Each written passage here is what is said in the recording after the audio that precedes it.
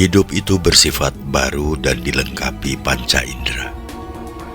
Panca indera ini merupakan barang pinjaman yang jikalau sudah diminta oleh yang empunya akan menjadi tanah dan membusuk, hancur lebur, dan bersifat najis. Oleh karena itu, panca indera tidak dapat dipakai sebagai pedoman hidup. Budi, pikiran, angan-angan, dan kesadaran satu wujud dengan akal yang dapat menjadi gila, sedih, bingung, lupa tidur, dan seringkali tidak jujur. Akal itu pula yang siang malam mengajak dengki akan sesama demi kebahagiaan diri sendiri, bahkan merusak kebahagiaan orang lain. Dengki menyebabkan orang berbuat jahat, menimbulkan kesombongan yang menyebabkannya jatuh di lembah kenistaan dan akhirnya menodai nama dan citranya. Pupuh dan Danggula bait 42 sampai dengan 43. Berbicara tentang panca indera, hidup di dunia ini bersifat baru. Artinya, bukan hidup dari awal, hidup yang terperangkap ruang dan waktu. Hidup di dunia ini merupakan kumpulan dari benda-benda hidup sesaat. Ketika kita berumur 7 tahun, praktis tidak ada lagi sel-sel yang membentuk diri kita ketika bayi. Sel-sel yang menyusun daging, tulang dan otot kita ini adalah sel-sel baru. Sel-sel otak yang digunakan untuk berpikir mengalami kehausan, mati, dan tumbuh lagi sel-sel yang baru. Hidup dilengkapi dengan panca indera. Panca indera hanyalah alat atau sarana bagi sang hidup, tetapi panca indera ternyata bukan miliknya. Ia hanya barang pinjaman. Bila panca indera itu dicabut, maka tidak kuasalah hidup kita menahannya. Betul-betul lemah hidup ini. Inilah hidup di alam kematian. Bila panca indera sudah dicabut, badan jasmani ini akan menjadi bangkai. Jasmani akan kembali ke tanah dan membusuk. Badan ini akan hancur, dan bahkan ketika jadi mayat, badan ini disifati najis, kotor. Panca indera ternyata tidak kuasa menahan hidupnya sendiri. Kita mengetahui bahwa penglihatan orang tua menjadi kabur. Pendengaran orang tua berkurang. Penciuman pun jika terkena flu berkurang. Pengecapan pun tidak setajam waktu muda. Sensibilitas kepekaan rasa jasmani semakin tua semakin hilang. Kehidupan panca indera ternyata dihadirkan untuk menyongsong kematian. Bagi Siti Jenar, panca indera tidak dapat dijadikan gandulan, pedoman hidup. Oleh karena itu, dalam mencari kebenaran hidup tidak bisa bergantung pada panca indera. Indera hanyalah alat. Ia tidak bisa menyimpulkan makna kehidupan. Pandangan Syekh ini mendahului Immanuel Kant yang hidup pada tahun 1724 hingga 1804 Masehi, seorang filsuf terbesar dalam sejarah filsafat Barat modern. Immanuel Kant berpendapat bahwa indera saja tidak cukup untuk mengetahui kebenaran. Indera memang menerima kesan-kesan dari objek yang nampak. Kesan-kesan yang dicerap ternyata bukan benda dalam dirinya sendiri, tetapi hanya fenomena atau penampakannya saja. Padahal dalam hidup ini, sering kita terlalu percaya pada indera. Sebelum diketahui bahwa bumi itu bulat, orang beranggapan bahwa bumi itu datar. Bumi itu datar adalah hasil kesimpulan dari indera. Manusia beranggapan bahwa matahari mengelilingi bumi. Akhirnya dapat dibuktikan bahwa bumilah yang mengitari matahari. Ini semua timbul karena manusia berpedoman pada indera. Indera terlalu lemah untuk bisa dipakai melihat kebenaran. Selain mata, praktis kesan yang ditangkap oleh indera tergantung pada diri pribadi. Bila ada benda bulat, semua orang bisa mengatakan itu bulat, tetapi bunyi ledakan betul-betul tergantung orang yang mencerapnya. Ada yang menyebutnya dor, dar, der, bang, dan lain-lain. Bunyi yang sama, tetapi berbeda penangkapannya. Kita berebut kebenaran dari hal yang sama. Padahal semua itu hasil subjektivitas dari kita berdasarkan kesan yang diterima indera. Lalu apa gunanya indera jika indera tidak dapat digunakan sebagai pedoman hidup? Loh, kan indera cuma alat. Kalau kita hendak mencabut sesuatu dengan tang, tidak berarti tang itu yang bisa mencabut. Yang mencabutnya tetap kita. Tetapi untuk bisa dengan mudah mencabutnya, kita gunakan tang. Jadi bukan indera yang memberitahukan kebenaran kepada kita, tetapi kita gunakan indera untuk menemukan kebenaran dalam kehidupan di dunia ini. Indera jangan digunakan sebagai pedoman hidup. Nanti Anda bisa tertipu, seperti tertipunya nenek moyang kita. Seperti tertipunya nenek moyang kita ketika menyatakan bahwa bumi itu datar. Mata kita terbatas sehingga bumi tampak datar. Hampir semua orang tahu, semakin tua seseorang, semakin turun daya tanggap inderanya. Semua orang tahu bahwa kenyamanan hidup ini ada karena ada indera. Orang dapat hidup gelisah juga karena indera. Penderitaan yang dialami manusia juga masuk melalui indera. Pintu masuknya kebahagiaan atau penderitaan adalah indera. Tetapi hanya sedikit orang yang tahu bahwa jalan hidup itu tidak diketahui oleh indera. Meskipun indera itu alat untuk membantu manusia untuk tahu sesuatu, tetapi kesan yang diterima indera tidak sebagaimana adanya. Langit nampak biru, padahal sebenarnya tidak berwarna. Gunung kelihatan biru, dengan garis batasnya yang lembut. Namun bila didekati, gunung adalah tanah yang membukit dan ditumbuhi pohon-pohonan yang hijau. Bulan yang bundar hanya nampak bulat, benda yang besar bila di kejauhan nampak kecil. Kapal terbang, ketika terbang tinggi di angkasa tampak kecil seperti mainan saja. Nah, penglihatan, salah satu dari indera kita, ternyata tidak menyampaikan kesan apa adanya. Ada joke, lelucon tentang indera penglihatan. Sebagaimana kita ketahui, tukang arloji selalu menggunakan kaca pembesar bila sedang bekerja. Dengan mata telanjang, tukang arloji mengalami kesulitan dalam bongkar pasang suku cadangnya. Untuk dapat melihat suku cadang yang kecil itu, dia pakai kaca pembesar. Suatu hari, karena banyak orang yang pesan perbaikan arlojinya, si tukang itu tidak melepas kaca pembesarnya. Syahdan, si tukang, ingin buang air kecil, melihat anunya gede. Terkejutlah ia. Lalu ia tertawa setelah sadar bahwa kaca pembesarnya masih menempel.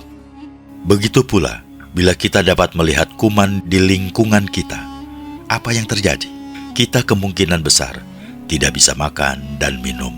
Kuman yang menempel di piring atau yang jatuh di makanan akan terlihat. Kuman yang tertiup angin dan masuk rumah kita akan terlihat.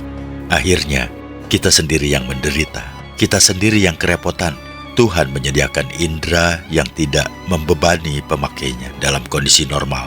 Indera adalah alat yang terbaik bagi manusia untuk menangkap kesan yang ada pada benda-benda di sekeliling kita. Indera hanyalah alat. Namanya alat tergantung pada orang yang menggunakannya, tergantung pada keterampilan dan kecerdasan si pemakai. Tetapi indera tidak memiliki pengetahuan asal.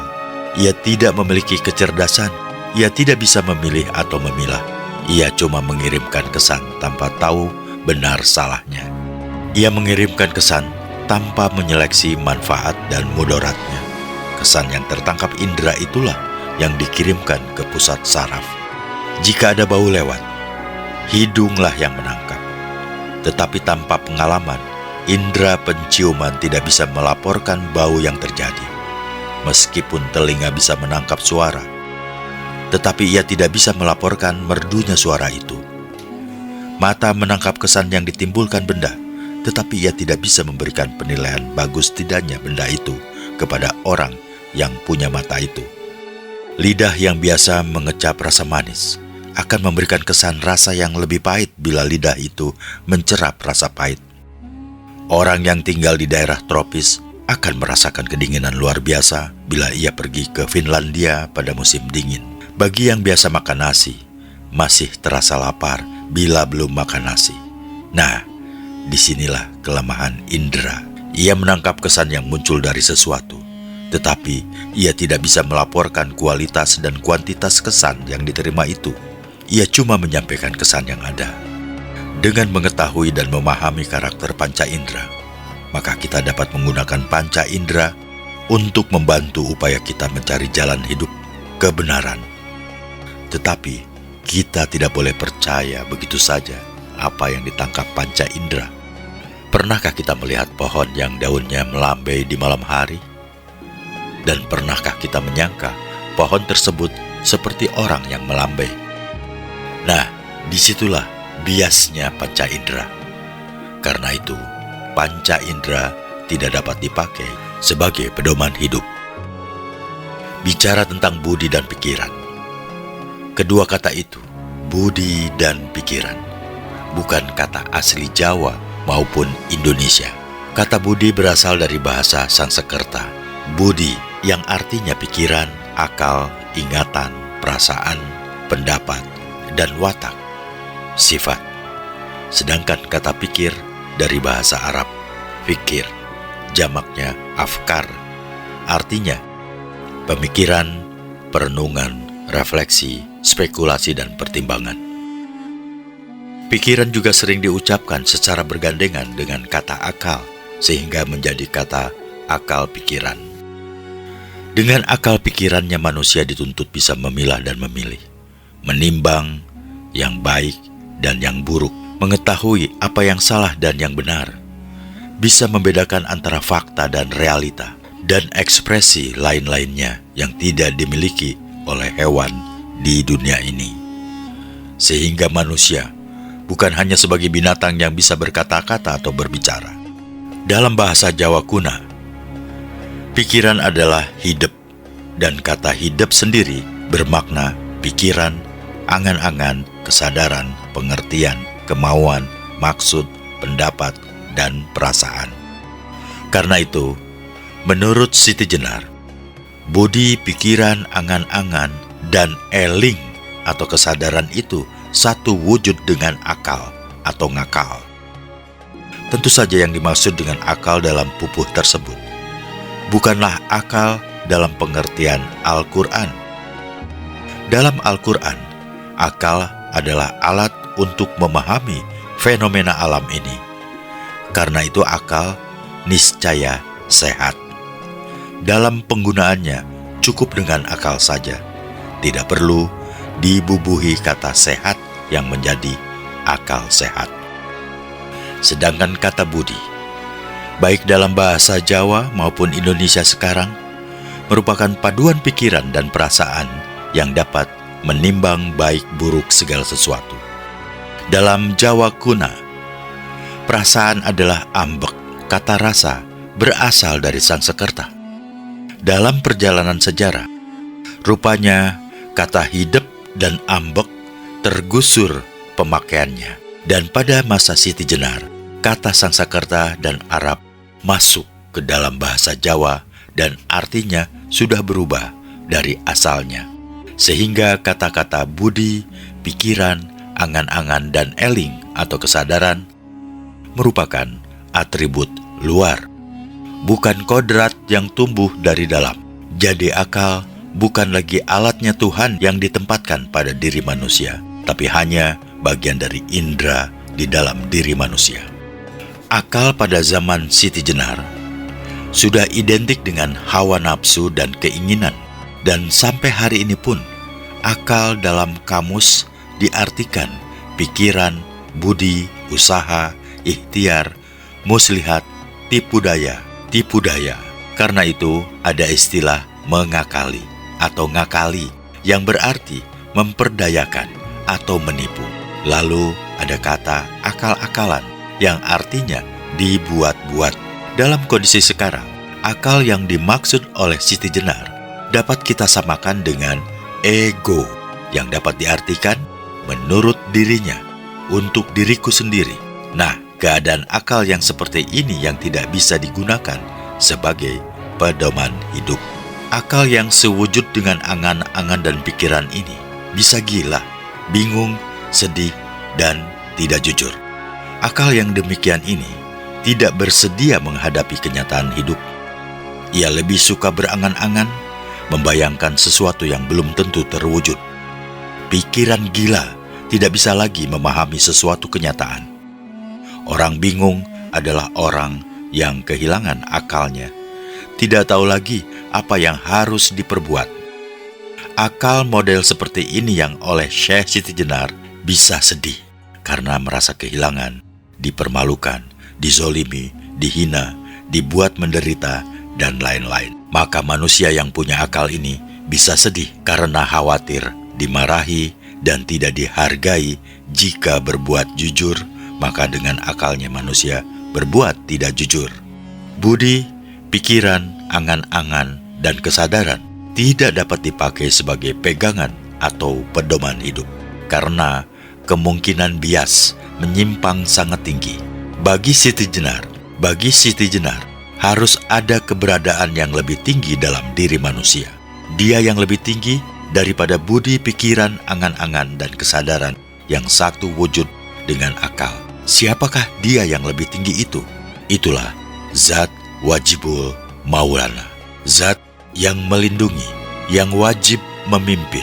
Dia itulah yang mewujudkan semua budi baik, budi yang menyuruh berbuat akal-akalan dan mengakali orang lain akan membangkitkan kedengkian, maka rusaklah kebahagiaan orang lain itu. Dengan dengki itu, manusia berbuat jahat dan menyombongkan diri, dan akhirnya menistakan dirinya sendiri. Ini semua bisa terjadi bila budi tidak terpimpin. Jadi, selain panca indera, budi pun tidak bisa digunakan sebagai pedoman hidup. Panca indera harus dipimpin budi, dan budi pun harus dipimpin oleh Zat Wajibul Mulyaningrat atau Maulana. Zat ini tidak terikat dengan sebuah nama. Kalau hanya nama yang dilafalkan, maka itu hanya lahir dari ucapan saja, bukan hakikat. Orang lain diakali, kebahagiaannya dirusak demi kebahagiaan pribadinya, hanya karena sebuah nama. Dan di zaman Siti Jenar, terjadi konflik antara mereka yang memperkenalkan nama Allah dan yang bersikukuh dengan nama Yang Widi, Yang Manon, atau dengan nama-nama yang lainnya. Ini semua permainan akal, kata Syekh Siti Jenar. Kembali ke Immanuel Kant, filsuf barat ini menyatakan dengan tegas bahwa indera hanya mencerap kesan-kesan dari objek yang nampak. Yang dicerap bukan objek dalam dirinya sendiri. Yang dicerap cuma penampakannya saja, fenomenanya. Karena itu, indera tidak dapat dipakai sebagai pedoman. Kemudian, Immanuel Kant membedakan antara akal dan budi yang oleh Siti Jenar dipandang sama saja. Keduanya tidak bisa digunakan sebagai pedoman hidup. Bagi Immanuel Kant, tugas akal adalah mengatur data indrawi. Kesan-kesan yang ditangkap indera harus disusun agar menjadi suatu citra yang konkret dalam ruang dan waktu. Pemahaman di tingkat akal ini merupakan paduan atau sintesis antara materi atau data indrawi dan pengertian a priori, yaitu pengetahuan yang tidak diturunkan dari pengalaman. Ia ada di dalam diri manusia. Sedangkan budi atau rasio berfungsi untuk menarik kesimpulan dari putusan-putusan yang dibuat akal Dengan kata lain, rasio berfungsi untuk membentuk atau membangun argumen. Bagi Immanuel Kant, argumen yang dibuat itu bisa salah jika tidak dipimpin oleh Allah. Coba bandingkan dengan pandangan Siti Jenar. Budi, akal yang bagi Siti Jenar itu satu wujud harus dipimpin oleh Tuhan Wajibul Maulana. Jadi setara kan pendapat Siti Jenar dengan Immanuel Kant? Padahal Siti Jenar hadir 2,5 abad sebelum Immanuel Kant. Tapi sayang, Syekh Lemah Bang ini hadir di tempat yang tidak kondusif untuk mengembangkan pikirannya, sehingga dia harus segera pergi meninggalkan dunia fana ini. Sedangkan berbicara antara Tuhan dan ego, tidak gampang membedakan Tuhan dan ego. Sering kita ini merasakan bahwa apa yang kita lakukan itu sebenarnya keinginan ego. Tetapi kita dengan mudah berkilah bahwa itu panggilan Tuhan. Sering kita meneriak-neriakan nama Tuhan. Kita katakan membela Tuhan, tetapi sebenarnya hanya karena desakan ego kita. Tuhan itu kan maha besar dan maha perkasa dan tidak terkalahkan. Masa perlu dibela? Yang perlu dibela, dilindungi itu kan yang lemah.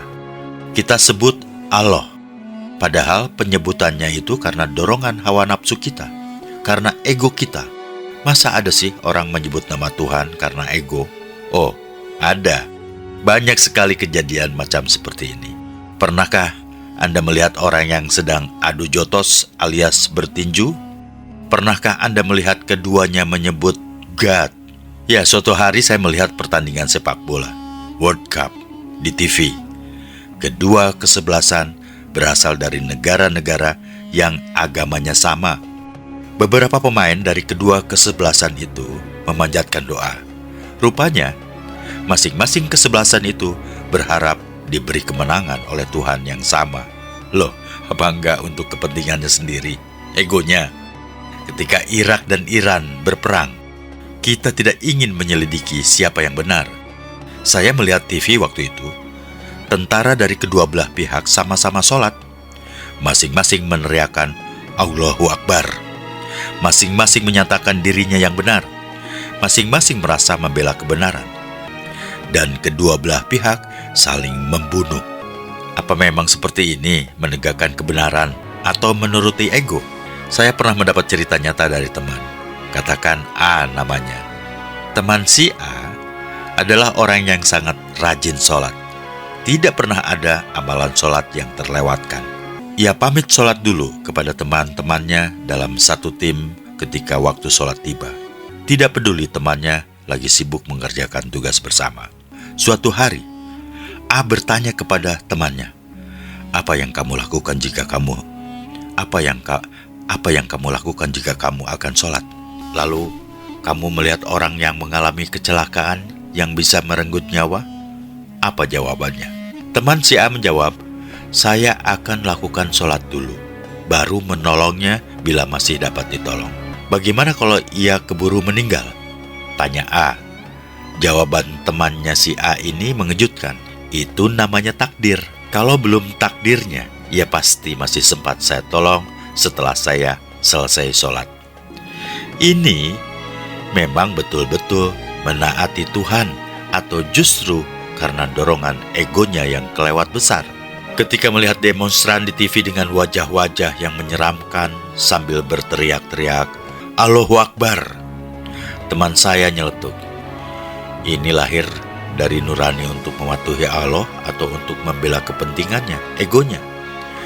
Betapa mudah orang memanggil Allah, Allah, tetapi sikapnya berlawanan dengan kelembutan Allah. Juga banyak orang yang tidak mengenal Allah, tetapi dengan gesit menyebut namanya. Nama Tuhan hanya terhenti di bibir, cuma di bibir, tidak lebih. Uang rakyat ditelan, penderitaannya dibiarkan. Tuhan adalah Zat Wajibul Maulana yang senantiasa membimbing manusia menuju kehidupan yang baik, sejahtera. Tuhan Ar-Rahman dan Ar-Rahim. yang Maha Pemurah dan Maha Penyayang. Agama datang mempunyai misi untuk keselamatan dunia, tentu saja termasuk keselamatan manusianya. Tetapi, kalau kita berbicara jujur, kita tahu bahwa banyak orang yang merasa terancam keselamatannya oleh sekelompok orang dalam agama yang dianutnya. Di setiap agama, selalu saja ada kelompok orang yang merasa mempunyai otoritas dalam memaksakan agama. Alasannya, orang tidak boleh dipaksa masuk ke suatu agama, tetapi kalau sudah masuk, harus dipaksa. Wah, ini namanya sudah bersaing dengan Tuhan. Loh, bagaimana sih orang memerintah pemeluk agama untuk menjalankan syariat agamanya? Kok dikatakan bersaing dengan Tuhan? Apa nggak salah? Nah, ini yang harus dicermati. Ini yang harus diluruskan, agar dorongan ego itu tidak disamakan dengan seruan Tuhan. Dulu, Siti Jenar mengingatkan teman-temannya agar mereka tidak membodohi masyarakat. Orang yang sudah berperilaku baik, guyup, saling menghormati, tidak boleh dikatakan akan masuk neraka bila belum menjalankan syariat X, Y, Z. Pernyataan orang akan masuk surga atau neraka jelas bukan kenyataan. Itu semata-mata hipotesis, sesuatu yang lahir dari pikiran murni. Agama memang perlu diajarkan dengan benar, sehingga lahir manusia-manusia yang berperilaku benar. Tidak ada paksaan, baik untuk memeluk suatu agama maupun di dalamnya. Mengapa? Karena agama itu diturunkan oleh Tuhan yang Maha Pemurah dan Maha Penyayang. Tuhan memberi apa yang diperlukan manusia sebelum manusia memintanya. Itulah Dia yang Maha Pemurah. Tuhan langsung memberikan imbalan bagi manusia yang berbuat bajik. Itulah Dia yang Maha Penyayang. Agama diturunkan sebagai wahana agar manusia bisa berada di jalan yang benar. Tidak ada orang yang menerima otoritas dari Tuhan untuk memaksakan agama. Bahkan Nabi Muhammad hanya diperintah oleh Tuhan untuk memberikan pelajaran dan tidak untuk menguasai. Secara teori, orang mengerti bahwa Tuhan itu Maha Esa. Tuhan yang menciptakan langit dan bumi dengan segala isinya. Tuhan memberi petunjuk kepada manusia melalui nabi, rasul, utusan, dan pemberi petunjuk atau had. Bahkan, setiap kaum masyarakat ada pemberi petunjuknya. Perlu kita ketahui bahwa tidak setiap rasul atau nabi mempunyai kitab suci. Berapa banyak nabi yang telah diturunkan di bumi ini, tetapi cuma ada beberapa kitab suci yang ada di bumi. Padahal, setiap kaum ada hadnya. Bukan hanya kaum sebelum Nabi Muhammad pemberi petunjuk diberi had. Bahkan, di setiap kurun waktu dalam suatu agama, selalu ada orang-orang yang memberi petunjuk. Orang yang merevitalisasi dan memikirkan kembali ajaran agamanya, sehingga agama itu tidak ditinggalkan oleh pemeluknya. Meskipun Tuhan itu zat wajibul wujud, pasti adanya, tetapi Dia tidak terjangkau oleh indera, budi, dan pikiran. Tidak ada sesuatu yang serupa dengannya. Jelas, Dia tidak dapat dijelaskan seperti apa. Karena itu manusia cuma diberi wahyu agar bisa memberikan pelajaran atau petunjuk kepada orang lain. Ada wahyu yang bersifat kitabiah, seperti Al-Quran, Injil, Taurat, Zabur, Zen Avesta, Weda, Tipitaka, dan lain-lain. Ada wahyu yang bersifat kauniyah atau kebenaran yang ada di alam raya ini, sehingga orang bisa mengerti bahwa bumi yang mengedari matahari dan bukan sebaliknya. Juga ada wahyu yang diberikan kepada seseorang, sehingga dia mengerti rahasia alam. Wahyu jenis ini diterima oleh Siti Jenar, sehingga dia bisa mengerti caranya mati yang benar. Siti Jenar juga mengetahui jalan hidup setelah orang itu mati. Kitab suci tidak memberikan petunjuk bagaimana menjalani proses mati yang benar. Orang yang telah menerima wahyu dari Tuhan, Allah, apapun jenis wahyu yang diterimanya, akan membuat hidupnya menjadi santun dan berusaha mengarahkan orang lain ke kehidupan yang benar. Ia tidak akan memaksa. Mengapa? Karena fungsinya hanya memberikan peringatan, petunjuk, dan kabar baik agar umat tidak tersesat. Orang yang bisa berkomunikasi dengan Tuhan akan mewujudkan akhlak Tuhan. Berbudi pekertilah kamu seperti budi pekerti Tuhan, kata sebuah hadis. Lalu, apa gunanya nabi akhir zaman bila masih ada orang yang diberi wahyu? Bukankah kitab suci dan hadis itu sudah mencukupi? Loh, ingat penjelasan tentang indera, budi, dan pikiran. Apa yang disebut kitab suci itu seperti indera dan budi. Kitab suci hanya memberikan tanda-tanda. Ayat-ayat yang mengikuti lisan, bahasa, budaya, dan zaman bagi nabi-nabi yang menerima kitab-kitab suci. Esensi kitab suci itu harus dapat dipahami oleh pembacanya. Seorang majikan boleh berhubungan seksual dengan budaknya, kata kitab suci. Ini tidak berarti perbudakan harus dilanggengkan agar majikan bisa menyalurkan nafsu seksualnya kepada budaknya. Ayat tentang perbudakan itu harus dimasukkan laci, karena kita hidup di alam yang bebas dari perbudakan. Tidak perlu lagi ayat itu dihidup-hidupkan lagi. Harus lahir orang yang menerima hikmat dari Tuhan, sehingga bisa menerjemahkan kitab suci dengan penuh kearifan, sehingga kitab itu betul-betul hidup di tengah-tengah umat yang membacanya, sehingga kitab itu menjadi pemandu orang-orang yang membacanya. Contoh konkretnya begini, mana sekarang yang lebih penting? Menerapkan hukum potong tangan pada pencuri atau membangun keadilan ekonomi sehingga tidak lahir pencuri-pencuri? Di sini perlunya hikmat agar bahasa kitab suci itu dapat diterjemahkan dalam kehidupan nyata. Karena orang yang mendapatkan hikmat dari Tuhan sesungguhnya telah menerima khair, kebajikan, kekayaan, kesejahteraan, keuntungan, caritas, dan mereka yang menerima hikmat itu adalah para ulil albab, orang-orang yang akalnya telah dipimpin oleh Tuhan. Orang yang mendapat khair dari Tuhan tidak akan benci lagi kepada orang lain, dan orang bisa mendapatkan hikmat bila ia mencarinya. Orang dapat memperoleh hikmat jika ia tidak berlaku zolim, karena Allah tidak memberi petunjuk kepada orang-orang yang berlaku zolim. Nah, siapa yang dimaksudkan orang-orang zolim itu? Orang zolim tidak berkaitan dengan pemelukannya atas sebuah agama.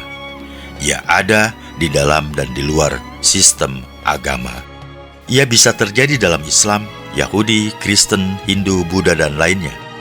Yang jelas, orang zolim adalah orang yang merugikan orang lain, langsung maupun tidak langsung. Kalau kita menyimak Al-Quran, pertama, seseorang disebut zolim bila ia mau menang sendiri.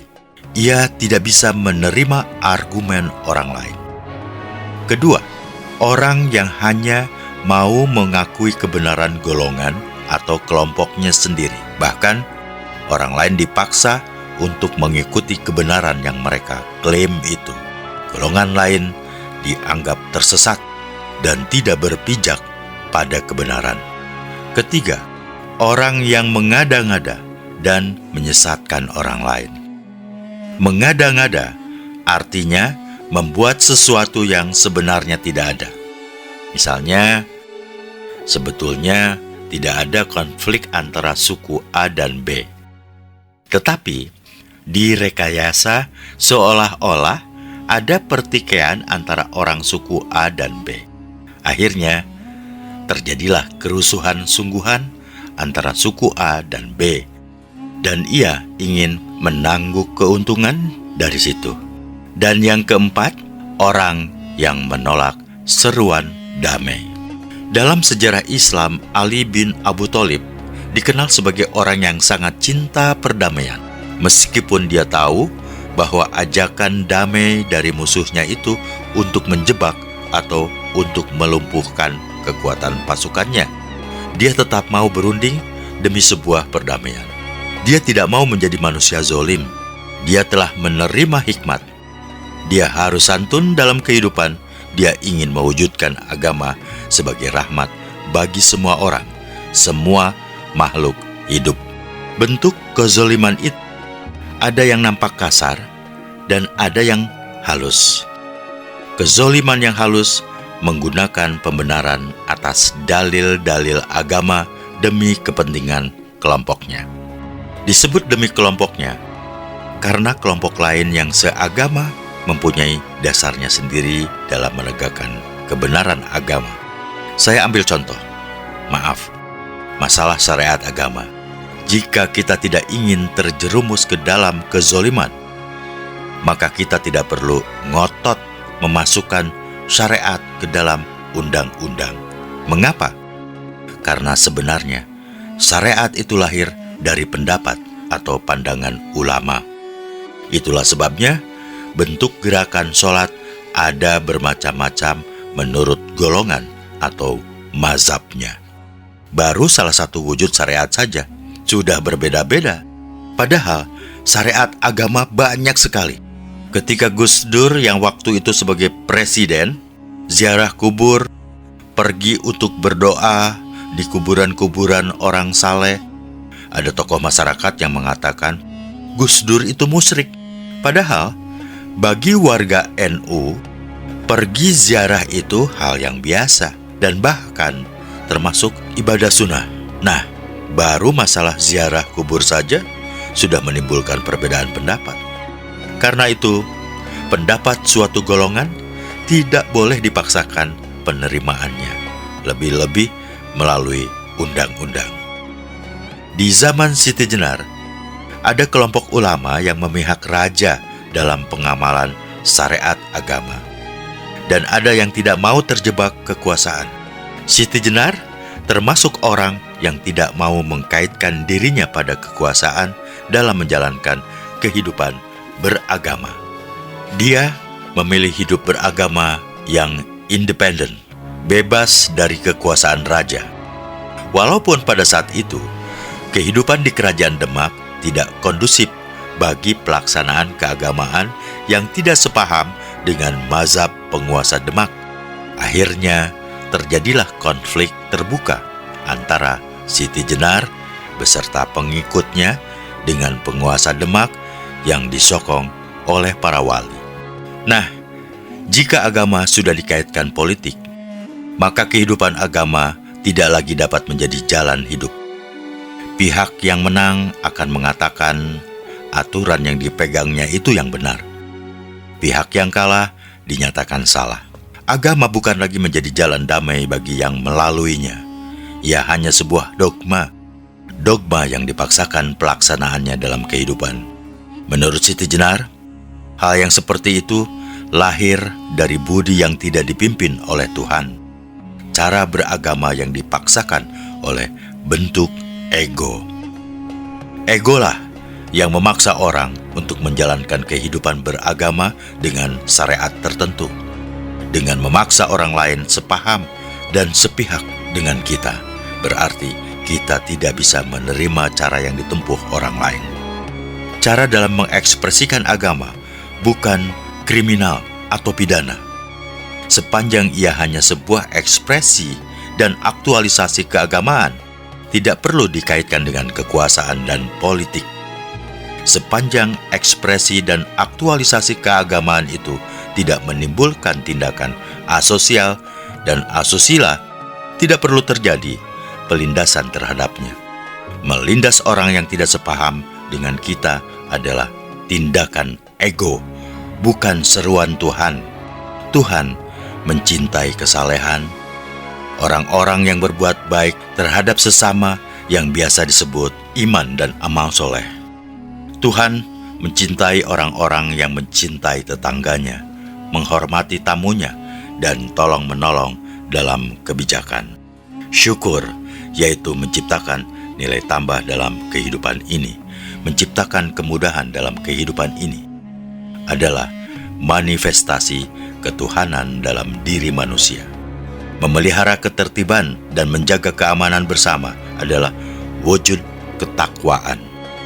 Untuk hal-hal semacam ini, orang-orang yang mengaku beriman seharusnya terpanggil untuk membuat aturan dan undang-undangnya yang benar dan adil. Lalu bagaimana dengan ego? Ia lebih mementingkan dirinya daripada umum atau publik. Kalau toh pandangannya itu kelihatan benar, tetapi lebih dimaksudkan untuk kepentingan golongannya. Merasa yang paling benar dan orang lain salah. Lebih suka hidup homogen daripada hidup dalam pluralitas. Lebih senang menggunakan ayat-ayat kitab suci sebagai pembenaran daripada mencoba mencari solusi terhadap kenyataan yang ada. Ketika ada orang yang bisa pergi ke bulan, langsung kita membenarkan bahwa itu sudah ada ayatnya dan lain-lain. Itulah contoh ego.